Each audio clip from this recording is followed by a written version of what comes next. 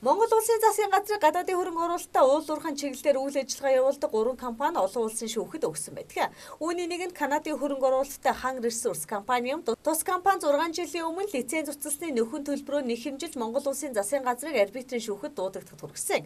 Одоогоос 7 жилийн өмнө улсын хурлаас цөмийн энергийн тухай хууль түүнийг дагаж мөрдөх журмыг баталснаар Монгол улсад олгосон ураны хайгуулын болон ашиглалтын бүх тусгай зөвшөөрөл бүртгэлийг шинжлэх ажлыг цөмийн энергийн газар хариуцж хийсэн.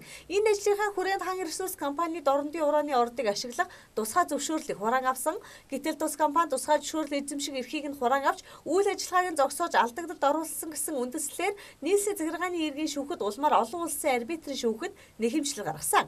Тус компани олон улсын арбитрийн шүүхэд гаргасан нэхэмжлэлтэй Монгол улсын засгийн газар холбогдох байгууллагууд манай компани тусгай зөвшөөрөл эзэмших эрхийг зуцалсан нь эрчим хүчний гэрээ гадаадын хөрөнгө оруулалтын тухай хуулийн хэд хэдэн заалтыг ноцтой зөрчсөн тухай дурдаад Монгол улсын засгийн газраас үйл ажиллагаанд ашигласан 200 сая $ам нөхөн гаргуулахыг хүссэн байдаг.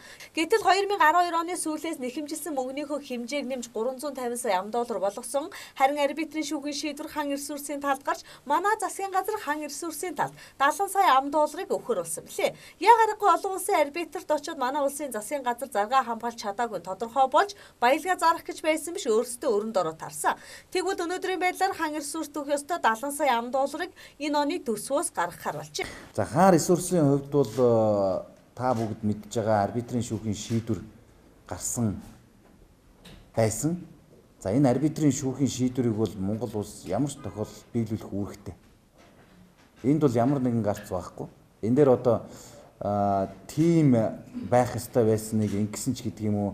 Одоо эсвэл хөрөнгө оруулалт нь одоо тэр 100 тэрбумдаа хүрэхгүй өнтөрч гэдэг юм уу. Ийм асуудал яригдах утгагүй л дээ. Яг тэгвэл шийдвэр нь арбитрийн шүүхтэр гарчихсан учраас арбитрийн шүүхийн шийдвэрийг бол давна гэсэн ойлголт байхгүй. Тийм учраас Монгол улс бол энэ арбитрийн шүүхийн шийдвэрийг биелүүлэх үүрэгтэй.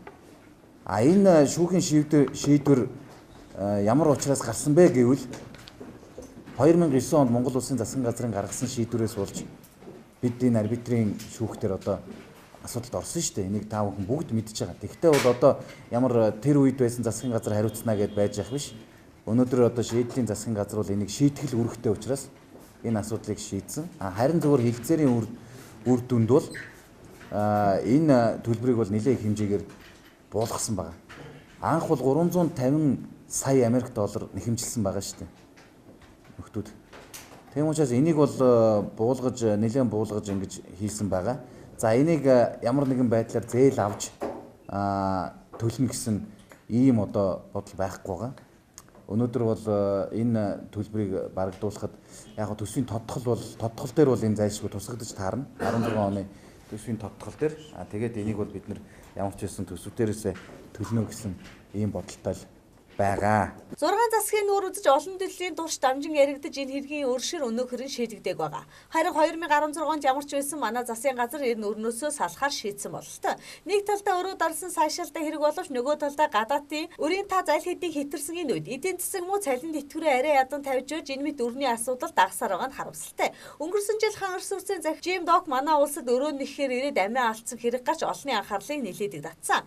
Харин ч эрүүл мэндийн ностой шалтгаанаар өөд улсын удахгүй тодорхой болж манайхан нэг хэсэг намжсан. Харин гадныхны энэ мэд хэрэгүүдээс үндэслэн манай улсад гадаадынхан хөрөнгө оруулалт хийхдээ их л хойрог ханддаг болсон гэж хэлж болно. Анх 350 сая $ам нэхэмжилсэн энэ хэрэг 70 сая $аар зогссонд учир мэдэх хуульчид эзэн засагчид манай засгийн газарт олзуурах хуульчтай хэрэг болсон хэмээн хэлж байсан удаатай. Өдрийн тойлд оюун мэдээлэл.